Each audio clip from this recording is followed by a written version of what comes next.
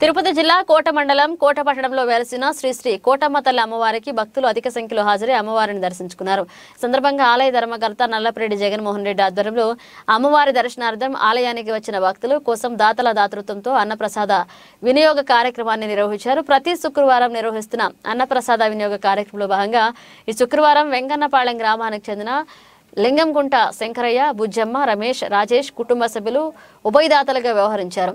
అమ్మవారి దర్శనార్థం ఆలయానికి వచ్చిన సుమారు 500 మందికి పైగా భక్తులు అన్నప్రసాదాన్ని సద్వినియోగం చేసుకున్నారు.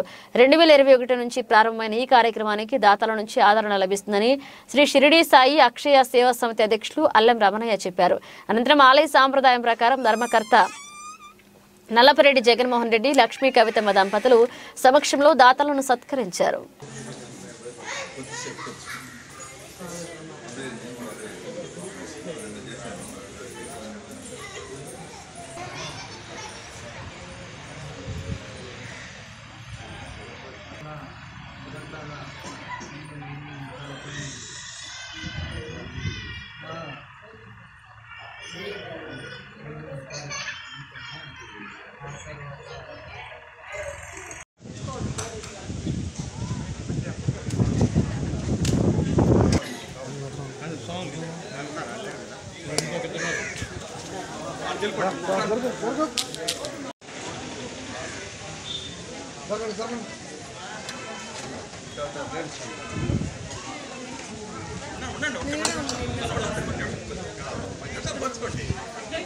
వాడు కోసుకుని అక్కడ పెట్టేస్తే మనం నిదానంగా బాగుంటుంది.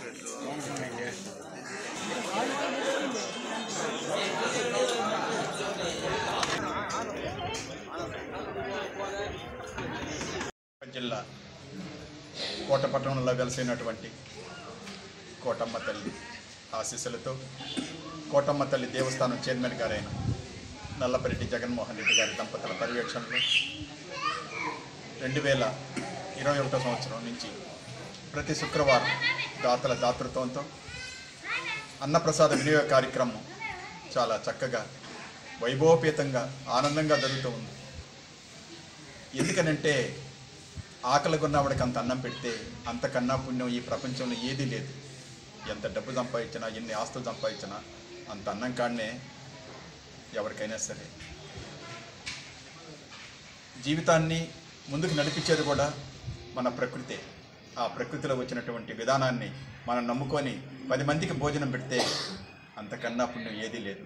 అందువల్ల మన దేవస్థానం చైర్మన్ గారు ఈ కార్యక్రమాన్ని వచ్చే ప్రతి భక్తులకి ప్రతి శుక్రవారం ఈ కార్యక్రమం పెడితే చాలా బాగుంటుందని చెప్పేసి ఆయన మంచి సంకల్పంతో ఆలోచించి ఈ కార్యక్రమాన్ని ప్రారంభోత్సవం చేసి ఈనాటి వరకు 2 సంవత్సరాల 2 మాసాలు ఈ రోజుకి.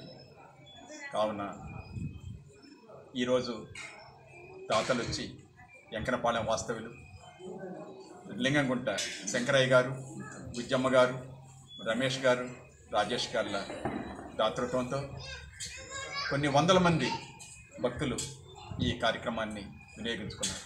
కావున ఈ కార్యక్రమానికి తోడ్పాటు అందజేసినటువంటి దాతలు నిండి నూరేళ్ల ఆరోగ్యాలతో, అష్టైశ్వర్యాలతో, భాగ్యాలతో ఆనందంగా ఉండాలని మనస్ఫూర్తిగా కోటమ్మ తల్లిని ప్రార్థన చేస్తున్నాం. సాయిరాం.